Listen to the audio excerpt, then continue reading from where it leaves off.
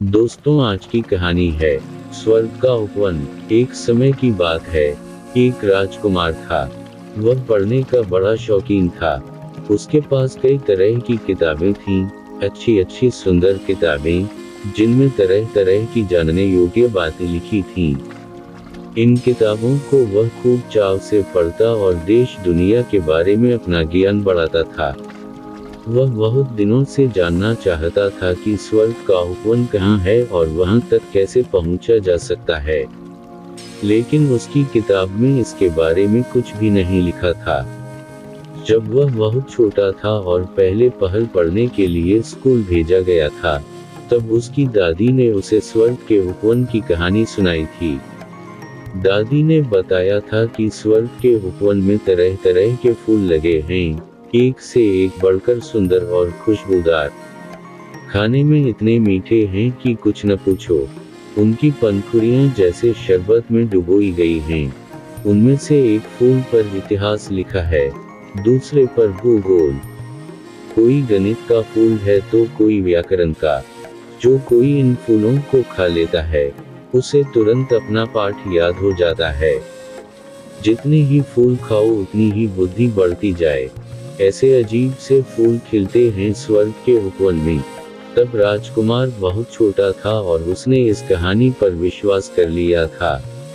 लेकिन जैसे जैसे वह बड़ा हुआ और उसकी बुद्धि बढ़ने लगी, वैसे वैसे उसने सोचना शुरू किया कि इस कहानी का कोई दूसरा मतलब है। इस तरह की कहानियों का हमेशा कोई न कोई गहरा अर्थ होता है। जैसे आदम और हवा की कहानी। उसमें कहा गया है न कि आदम ने वह फल खा लिया था जो नहीं खाना चाहिए था, क्योंकि वह पाप का फल था। अगर उस समय में वहां होता तो आदम को पाप का फल नहीं खाने देता, और फिर दुनिया में पाप पैदा ही नहीं होता।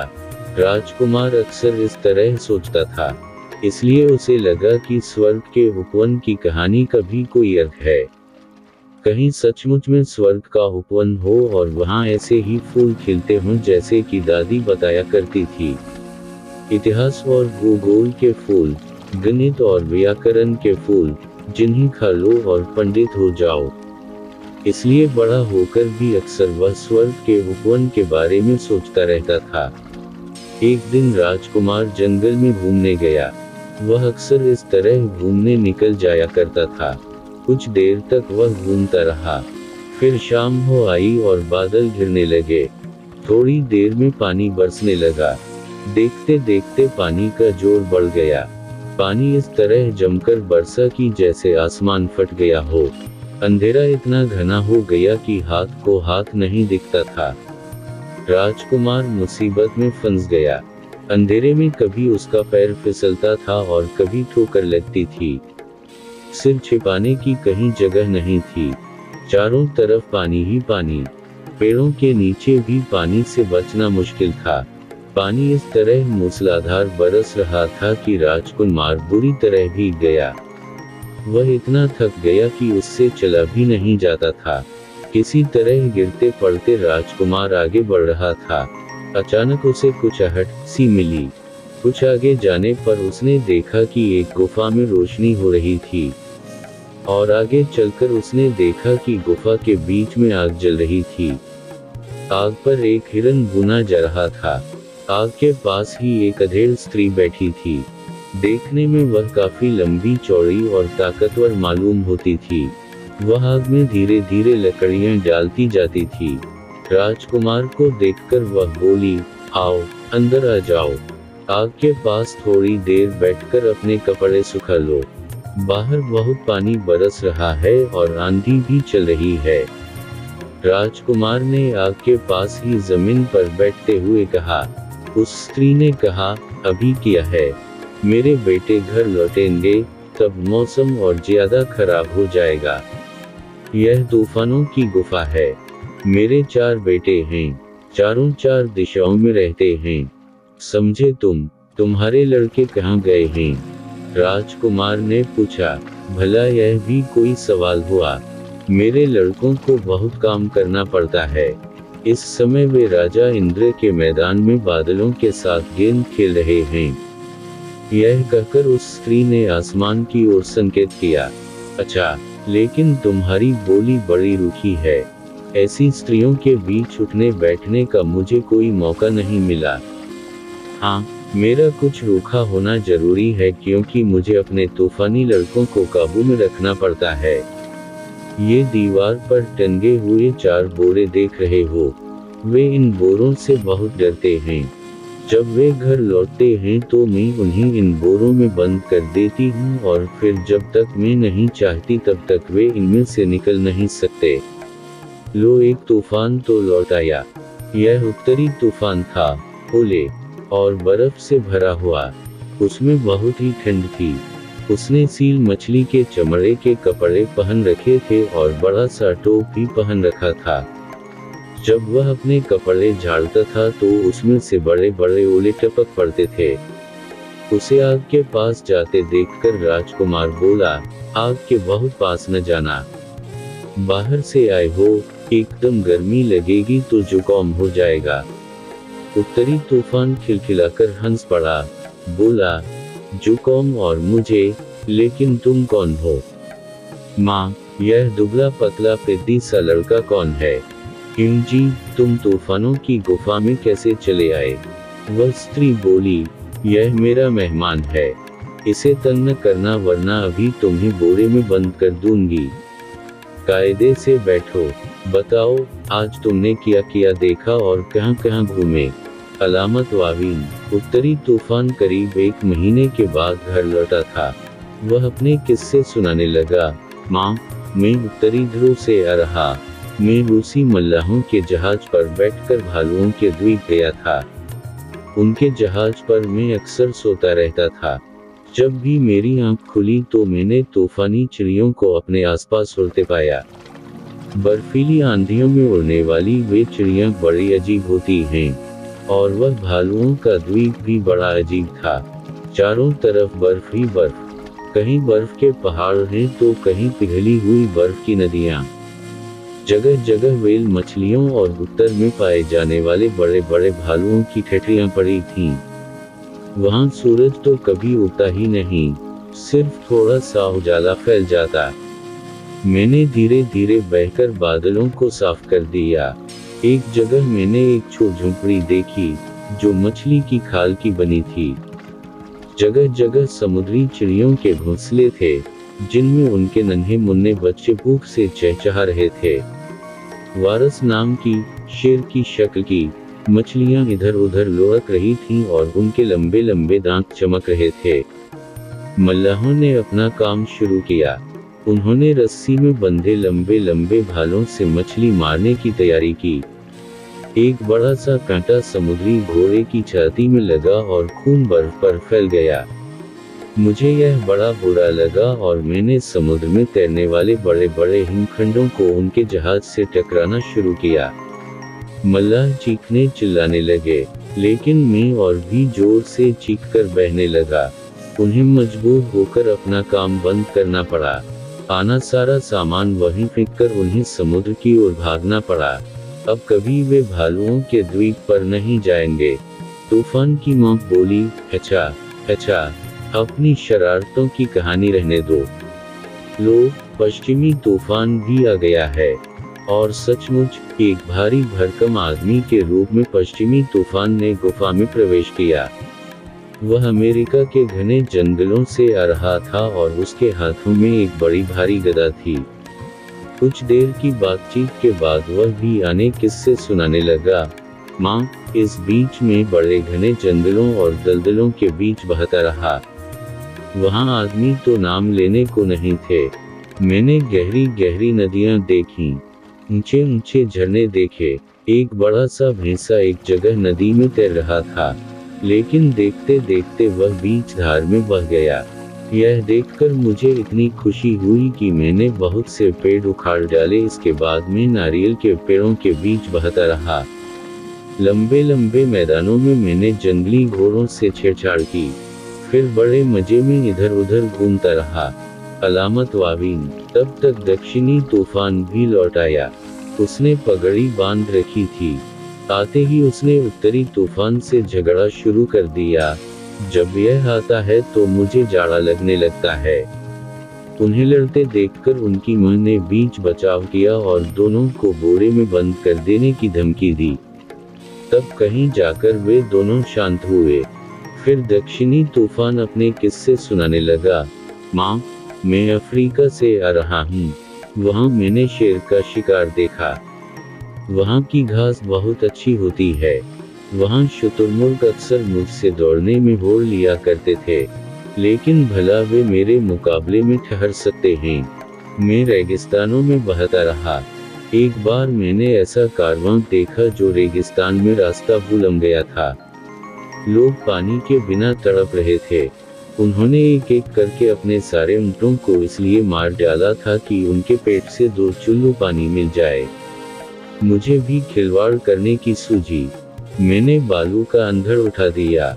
उस समय उन लोगों के चेहरे देखने के काबिल थे। मुझे बड़ा मजा आया। मैंने उन पर इतनी बालू बरसाई कि वे सब उसी में दब गए और उनके ऊपर बालू का एक पिरामिड खड़ा हो गया। अब अगर मैं वहाँ की सारी बालू उड़ा दूं तो उन लोगों की ठठरियाँ दिखाई देंगी। तुमने यह बड़ा बुरा काम किया। तुम ऐसे ही बुरे काम करते रहते हो। चलो इधर आओ। तूफानों की मां नाराज होकर बोली। उसने दक्षिणी तूफान को एक बोरे में ठूंस दिया। वह इधर उधर लुढ़कने लगा तो वह उसी पर चढ़कर बैठ गई। राजकुमार बोला, तुम्हारे ये लड़के बड़े उद्यमी है। हाँ, लेकिन मैं जानती हूँ कि इनकी अक्ल किस तरह दुरुस्त की जा सकती है। लो, वह चौथा लड़का भी आ गया। इतने में पूर्वी तूफान आ पहुंचा। उसने चीनियों जैसे कपड़े पहन रखे थे। उसे देखकर माँ बोली, ओह, तो तुम चीन देश गए थे। मैंने तो सोचा था तुम स्वर्ग के उपवन में गए हो। हाँ माँ, वहाँ मैं कल जाऊंगा। करीब 100 साल से वहाँ जा नहीं पाया हूँ। अभी तो मैं चीन से आ रहा हूँ। वहाँ मैंने ऊंची ऊंची लकड़ी और बांस की मीनारों की घंटियां बजाई। वहाँ सड़कों पर लोग धर्म के नाम पर और पुण्य कमाने के उद्देश्य से मार खा रहे थे। उनके धार्मिक गुरु पीट पीट कर उनकी पीठों पर बांस की खपच्चियां तोड़ रहे थे। यह देखकर मुझे बड़ी खुशी हुई और मैंने एक विशाल घंटे को घनघनाकर बजाया। अलामत वावीन। माँ बोली, तुम भी बहुत शरारती हो गए हो। अब कल तुम जरूर स्वर्ग के उपवन में जाना। देखो, वहाँ बुद्धि झरने से खूब पेट भरकर पानी पीना न भूलना।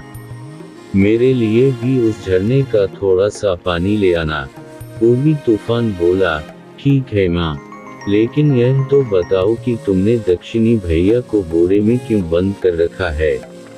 जरा मैं उससे फिनिक्स नाम की चिड़िया के बारे में पूछना चाहता हूँ, क्योंकि जब भी मैं 100 साल बाद राजकुमारी से मिलता हूँ तो वह मुझसे चिड़िया के बारे में पूछती है। माँ, बोरा खोल दो, मैं तुम्हें 2 प्याला चाय दूंगा, बिल्कुल ताजी, चीन की चाय। चाय का नाम सुनकर बुढ़िया खुश हो गई। उसने बोरा खोल दिया। दक्षिणी तूफान शर्म से गर्दन नीची किए बोरे में से निकल आया। वह बोला, लो यह ताड़ की पत्ती लो। यह उस चिड़िया ने मुझे राजकुमारी के लिए दी थी। इस पर उसने पूरे 100 साल का इतिहास लिखा है। उसमें लिखा है कि किस तरह उसने खुद अपने घोंसले में आग लगाई और एक हिंदू सती की तरह वह उसी में जल मरी। लेकिन उसका अंडा नहीं जला। अंडा फूटा और उसमें से फिनिक्स का बच्चा निकलकर उड़ गया। बस दुनिया में उस जाति की चिड़िया का यही एक नमूना बचा है। उसने इस पत्ती में एक छेद कर दिया है और इस तरह राजकुमारी को अपना संदेश भेजा है। अब पूर्वी तूफान राजकुमार के पास आ बैठा। तूफानों की मां ने सबके लिए खाना परोस दिया। राजकुमार ने पूर्वी तूफान से पूछा, वह कौन सी राजकुमारी है जिसके बारे में तुम लोग बातें कर रहे हो? और यह स्वर्ग का उपवन कहाँ है? पूर्वी तूफान खिलखिलाकर हंस पड़ा। क्यों? क्या तुम वहाँ जाना चाहते हो? अच्छी बात है, कल तुम मेरे साथ वहाँ चले चलना। लेकिन मैं पहले बता दूं कि आज तक वहाँ कोई मनुष्य नहीं गया है। तुमने शायद बाइबल में इसके बारे में पढ़ा है। जिसमें लिखा है कि सिर्फ आदम और हवा ही वहां गए थे और जब उन्हें वहां से निकाल दिया गया तो वह उपवन पाताल लोक में चला गया। लेकिन अब भी वह उतना ही सुंदर है। वहां परियों की रानी रहती है। अच्छा, अब मुझे नींद आ रही है। रात भी काफी हो गई है। अब सो जाएं। कल सवेरे मैं तुम्हें वहां ले चलूंगा। सब लोग सो गए। सवेरे जब राजकुमार की आंख खुली तो उसने देखा कि वह बादलों के ऊपर उड़ा चला जा रहा था। पूर्वी तूफान उसे अपनी पीठ पर उठाए हुए उड़ा जा रहा था। वहां से धरती की सब चीजें बहुत छोटी दिखाई दे रही थीं। शाम होते होते सभी चीजें अंधेरे में डूबने लगीं। नीचे जो शहर पड़ते थे उनके दिए तारों की तरह टिमटिमा रहे थे। पूर्वी तूफान ने राजकुमार से कहा, लो, अब हम लोग हिमालय पर्वत के ऊपर से उड़ रहे हैं। यह संसार का सबसे ऊंचा पहाड़ है। अब थोड़ी ही देर में हम स्वर्ग के उपवन में पहुंच जाएंगे। और सचमुच कुछ दूर आगे जाने पर हवा में तरह तरह के फूलों की खुशबू आने लगी। कभी कभी पके हुए सेब, नाशपाती, अंगूर और अंजीरों की खुशबू भी आती थी। इसके बाद वे लोग गुफा से होकर गुजरे। यहाँ बहुत ठंडक थी। कभी कभी गुफा इतनी संकरी हो जाती थी कि उन्हें अपने घुटनों के बल रेंगकर उसे पार करना पड़ा था। राजकुमार ने कहा, स्वर्ग के उपवन में जाने से पहले शायद हम मौत की घाटी से होकर गुजर रहे हैं। पूर्वी तूफान ने हामी भरी और सामने की ओर इशारा किया, जहां से गुफा में से नीला प्रकाश आ रहा था। आगे बढ़ते बढ़ते चट्टानें कोहरे की शक्ल में बदलने लगीं। हवा बहुत ही ताजी थी और ताजे गुलाब की खुशबू से भरी हुई थी। अब वे गुफा के बाहर हो गए थे। उन्हें एक नदी मिली, जिसमें बहुत ही साफ पानी बह रहा था। उसमें तरह तरह की सुनहरी और सफेद मछलियां तैर रही थीं। नदी पर संगमरमर का एक बहुत ही सुंदर पुल बना हुआ था। पुल क्या था, जैसे सीधा काटा गया हो। इस पुल के पार सौभाग्य का द्वीप पड़ता था। वही स्वर्ग का उपवन था। पूर्वी तूफान राजकुमार को पुल के पार ले गया। वहां उपवन के फूल और पेड़ पौधे उन मीठी लोरियों की तरह सुंदर गीत गा रहे थे, जिन्हें राजकुमार ने बचपन में सुना था। वहां पेड़ पौधे अजीब से थे, देखने में इतने धुंधले जैसे कोहरे या पानी के नीचे छिपे हों। उन्हें ठीक से पहचान पाना मुश्किल था। अजीब सा उपवन था यह। यहाँ के फूल पौधे, पेड़ पत्ती, यहाँ तक कि चिड़ियों में भी फर्क करना मुश्किल था। घास के कालीनों पर मोरों के झुंड अपनी बहुरंगी पूंछें फैलाए नाच रहे थे। जब राजकुमार ने उन्हें छूकर देखा तो उसे बड़ा आश्चर्य हुआ कि ये मोर नहीं थे, पौधे थे। बड़े बड़े शेर और चीते, जो शायद पालतू थे, बिल्लियों की तरह इधर उधर खेल रहे थे। इन्हीं के बीच हिरन भी निडर होकर घूम रहे थे। और फिर अंत में परियों की राजकुमारी मिली। उसके कपड़े जाड़े की सुहानी धूप की तरह चमक रहे थे और उसका चेहरा प्रसन्नता से खिला हुआ था। उसके पीछे पीछे उसकी सुंदर सखियां चल रही थीं, जिनके बालों में एक एक सितारा चमक रहा था। पूर्वी तूफान ने झुककर राजकुमारी को प्रणाम किया और फिर उसके हाथ में फिनिक्स की दी हुई ताड़ की पत्ती दे दी। राजकुमारी की आंखें खुशी से चमक उठीं। इसके बाद परी राजकुमार को अपने महल में ले गई, जिसकी दीवारें धूप से खिले हुए कमल की तरह थीं और जिसकी छत पर एक उल्टे फूल की तरह थी। राजकुमार ने एक खिड़की से झांककर बाहर देखा। वहां उसे पाप और पुण्य के ज्ञान का वह वृक्ष दिखाई दिया, जिसका फल आदम और हवा ने खाया था। आदम और हवा भी वहीं खड़े थे। परी ने राजकुमार को बताया कि असल में यह एक चित्र है।